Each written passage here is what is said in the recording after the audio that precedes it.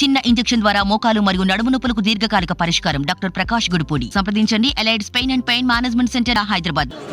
కావలి నియోజకవర్గం టీడీపీ అభ్యర్థిగా కావ్య కృష్ణారెడ్డి రంగంలోకి దిగబోతున్నారు. అయితే నేను సిద్ధం అంటూ ఒక పక్క వైసీపీ వాళ్ళు నేను సిద్ధం అంటుంటే మరో పక్క నుంచి నేను సిద్ధం సైతం అంటూ కావ్య కృష్ణారెడ్డి రంగంలోకి దిగుతున్నారు. ప్రస్తుతం ఆయన ఇంటి వద్ద ఆయనకు టికెట్ ఇచ్చారన్న విషయం తెలుసుకొని కావలిలోని తెలుగుదేశం పార్టీ శ్రేణులు ఆయన అభిమానులు పెద్ద ఎత్తున వీళ్ళ ఇంటి దగ్గరికి చేరిపోయి ఉన్నారు. ఇప్పటికే కోలాహలంగా ఇక్కడ వాతావరణం ఏర్పడింది. ప్రస్తుతం మనతో మాట్లాడేందుకు కావ్య కృష్ణారెడ్డి మనతో ఉన్నారని మాట్లాడదాం. సార్ నమస్తే. ముందుగా మీకు కంగ్రాచులేషన్. చెప్పండి, అంటే మీరు గత కొద్ది కాలం నుంచి అంటే వైఎస్ఆర్సీపీ ఈ పార్టీ వాళ్ళు మీకు చాలా ఇబ్బంది పడుతూ వస్తున్నారు. అంటే మీరు తెలుగుదేశం పార్టీకి ఏదో సపోర్ట్గా ఉన్నారని ఎలా చూస్తున్నారు? ఇప్పుడు మీ టికెట్ వచ్చిన తర్వాత మీ ధీమాయం? మొదటగా నాకు ఈ బాధ్యతలు ఇచ్చినటువంటి జాతీయ అధ్యక్షులు శ్రీ నారా చంద్రబాబు నాయుడు గారికి, అదేవిధంగా జాతీయ ప్రధాన కార్యదర్శి నారా లోకేష్ బాబు గారికి, రాష్ట్ర అధ్యక్షులు అచ్చెన్నాయుడు గారికి, ఈరోజు లోకేష్ బాబుకి చంద్రబాబుకి తోడుగా ఉంటూ పార్టీని అహర్నిశలు గెలిపించే దాంట్లో కీలక భూమిక పోషిస్తున్నటువంటి నా మిత్రులు, నా శ్రేయోభిలాషులు రవిచంద్ర గారికి, అదేవిధంగా దాదాపు 2 సంవత్సరాల నుంచి ఇక్కడున్న తెలుగుదేశం కార్యకర్తలకి అండగా ఉంటూ ఎన్ని కష్టాల్లో కూడా నేనున్నానని ధైర్యం చెబుతూ 2 సంవత్సరాల పాటు ఇన్ఛార్జిగా ఉన్నటువంటి మాలేపాటి సుబ్బానాయుడు గారికి, ఇక్కడ సీనియర్ నాయకులు, కార్యకర్తలు, ప్రజలు అందరికీ కూడా పేరు పేరున ధన్యవాదాలు తెలియజేస్తున్నాను. కావలి నియోజకవర్గంలో ప్రజాసేవ చేయడానికి నాకు ఈ అవకాశం కల్పించిన ప్రతి ఒక్కరికి ధన్యవాదాలు తెలియజేస్తున్నాను.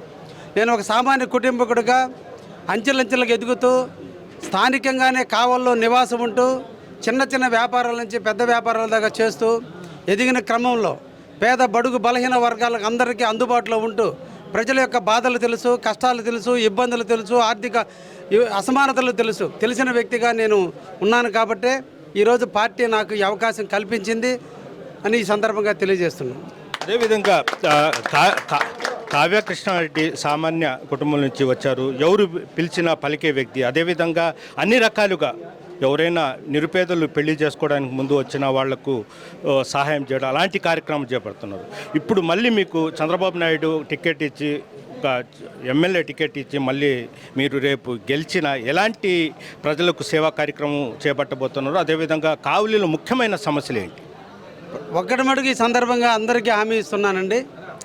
కావలి కనకపట్నం వద్దని బ్రహ్మంగారు హిస్టరీ రాస్తే ఆ హిస్టరీని ఈరోజు చరమగీతం పాడుతూ కొంతమంది పాలకులు కరప్షన్ పట్టణంగా ఈరోజు కావలిని తీర్చిదిద్దారు. అటువంటి పట్టణాన్ని ఒడిసి పట్టుకోవాల్సిన బాధ్యత కావలి నియోజకవర్గంలో ప్రజలందరికీ ఉంది. కావలి శాంతి కాముకులు, కావలి ప్రజలు శాంతిని కోరుకునేటువంటి వాళ్ళు. ఇక్కడ అందరూ కూడా కులాలకి, మతాలకి, వర్గాలకి, వర్ణాలకి, ప్రాంతాలకు అతీతంగా మమేకమై జీవించేటువంటి వ్యక్తులు కావలి. కానీ ఈరోజు భయం గుప్పెట్లో కావలి ఉంది. హింసలో ఈరోజు కావలి నడుస్తుంది. హింసావాదం పెళ్ళిబిక్కిపోయింది. హత్యా రాజకీయాలు నడుస్తున్నాయి. హింస పెరిగిపోయింది. అంటే పాలకులే భక్షకులుగా తయారయ్యారు. ఎవరైతే పరిపాలిస్తున్నారో వాళ్ళే దొంగలుగా తయారయ్యారు.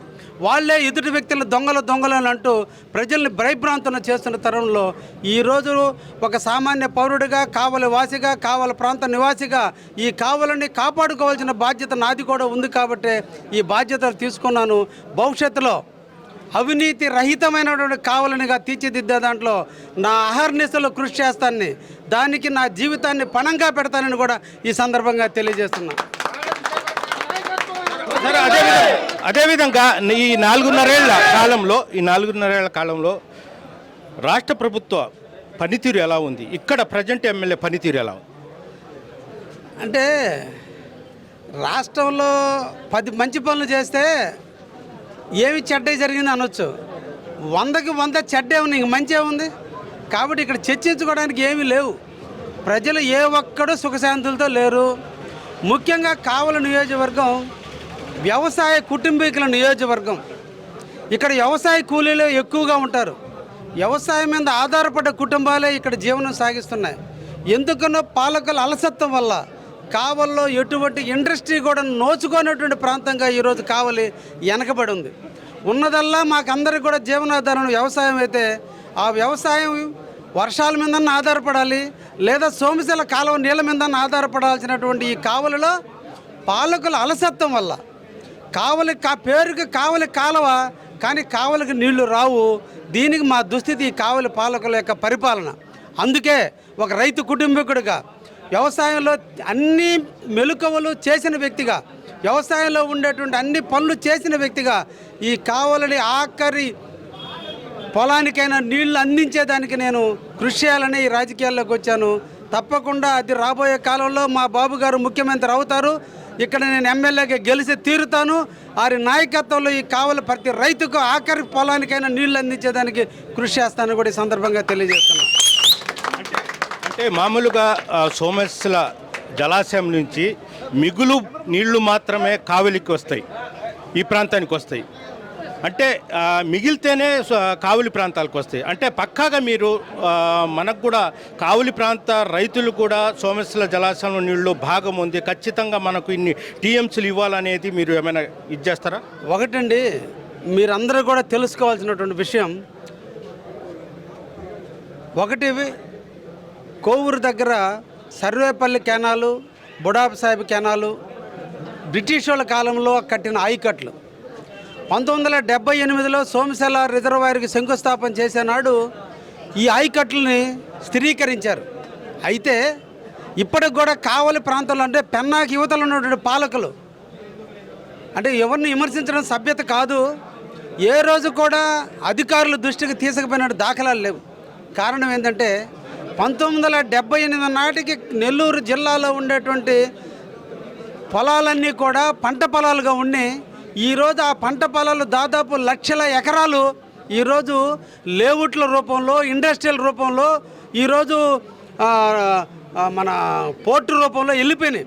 అంటే ఇన్ని లక్షల ఎకరాలు ఈరోజు ఆయకట్టు అక్కడ తగ్గిపోయింది. అంటే ఆ నీళ్లు ఇప్పుడు కూడా వాళ్ళు హక్కుదారులాగా ఎత్తుకొని వెళ్ళిపోయి వాళ్ళు ఈరోజు సస్యశ్యామలం చేసుకుని ఆలోచించండి మీరు కూడా.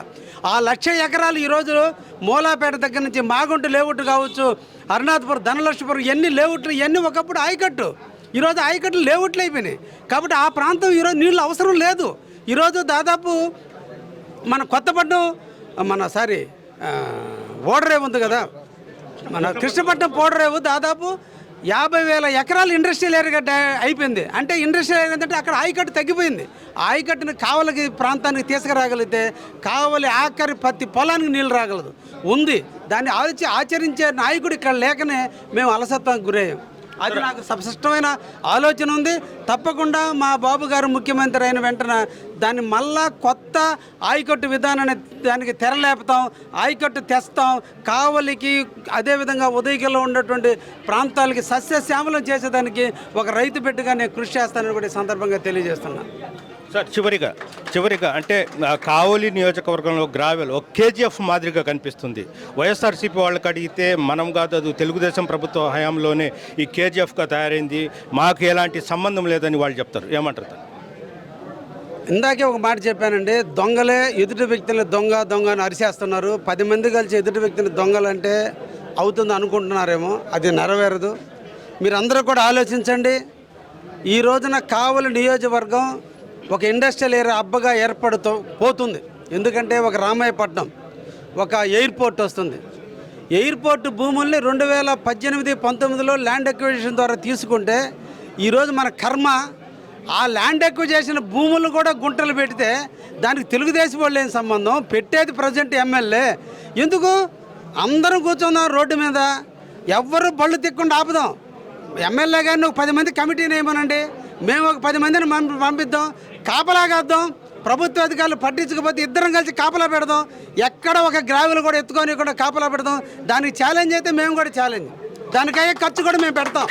అతనిలో నిజంగా చిత్తశుద్ధి ఉంటే, అతనిలో నిజంగా మానవత్వం ఉంటే, కావలిలో పుట్టి కావలిలో పెరిగి బెంగళూరు పోయి కోట్లు సంపాదించి కావలిని బాగుపరచాలని ఒక ఇంగిత జ్ఞానం అతనిలో ఉంటే, నిజంగా ఇంతమంది పేద బడుగు బలహీన వర్గాలు గొంతెత్తి అరుస్తుంటే, అన్ని మానవత్వం ఉంటే ఈరోజు మేము సిద్ధం. మేము ఒక 50 మందిని కాపలా పెడతాం. పోలీసుల వల్ల, రెవెన్యూ అధికారుల వల్ల, మైనింగ్ అధికారుల వల్ల, ఏ ఒక్కరి వల్ల మన కాపలా పెడదాం. మన సంపదను ఎవరో కొల్లగొట్టడానికి ఎవరు అర్హులు కాదు. కాబట్టి కాపలా పెట్టడానికి నేను సిద్ధమైతే నేను కూడా సిద్ధం. దానికి సిద్ధమైన ఎమ్మెల్యేని సవాలు విసురుతున్నా. ఎందుకు అనవసరంగా పక్క వాళ్ళ మీద కామెంట్ చేస్తావు? అవతల వాళ్ళు దొంగతనం చేస్తే నువ్వు దొంగతనం చేస్తావా? నువ్వు నీతి ఉంటే కాపాడు. ఇప్పుడు ప్రభుత్వ ఆస్తిని కోట్ల రూపాయలు కొల్లు కొట్టుకుంటూ మీరు అవతల ఉన్న దొంగలు అంటారు. నీకు అధికారం ఎక్కడుంది? అసలు ఉందా? ఆలోచన ఉందా? నువ్వు కావాలని ఏం చేయాలని వచ్చావు? కావాలని భయభ్రాంతులతో ఈరోజు భయం గుప్పిట్లో బతికిస్తున్నాడు. అవినీతి పెరిగిపోయింది, హింసావాదం పెరిగిపోయింది, మర్డర్లు పెరిగిపోయినాయి, దొంగతనాలు పెరిగిపోయినాయి. మీకు ఇంకొక విషయం చెప్పాలి, కావాలని దొంగతనం చేస్తే దొంగలు కూడా పట్టించుకోరు ఇక్కడ. ఎందుకంటే ఆ దొంగలతో కూడా షేర్లు తయారైపోయినాయి. అంత దుస్థితి మాకు కావాలంది. రాబోయే కాలంలో అటువంటి ఏం జరగకుండా ప్రజలు శాంతిగా జీవించేదానికి కావ్య కృష్ణారెడ్డి అవసరమైతే అంకితం కావడానికి సిద్ధంగా ఉన్నాడు. ఇది పరిస్థితి. కావలి ఒక పెద్ద గ్యాంగ్ మాఫియాగా తయారైంది. 2024లో తెలుగుదేశం పార్టీ ఖచ్చితంగా విజయం సాధిస్తుంది. తాను ఎప్పుడు ప్రజల వెంటే ఉంటారు, ప్రజలు నా వెంటే ఉన్నారు, నాకు ప్రజలే బలం అని కూడా కావ్య కృష్ణారెడ్డి చెప్తున్నారు. వీడియో తెలియని ప్రదీప్తో RTV గయాస్, కావలి నుంచి. మరిన్ని వీడియోస్ కోసం ఛానల్ ని సబ్స్క్రైబ్ చేయండి. లేటెస్ట్ అప్డేట్స్ కోసం వాట్సాప్ ఛానల్ ని ఫాలో చేయండి. అండ్ లింక్ డిస్క్రిప్షన్ లో ఉంది.